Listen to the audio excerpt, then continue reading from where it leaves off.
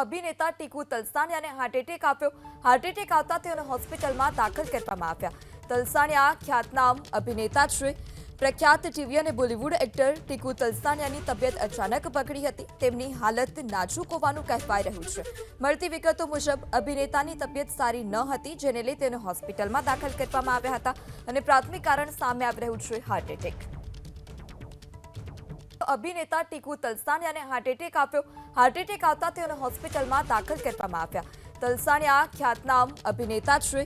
પ્રખ્યાત ટીવી અને બોલિવૂડ એક્ટર ટીકુ તલસાણિયાની તબિયત અચાનક બગડી હતી। તેમની હાલત નાજુક હોવાનું કહેવાઈ રહ્યું છે।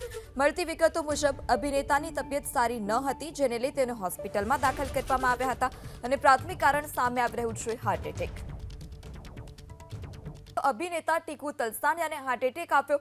હાર્ટ એટેક આવતા તેઓને હોસ્પિટલમાં દાખલ કરવામાં આવ્યા। તલસાણિયા ખ્યાતનામ અભિનેતા છે।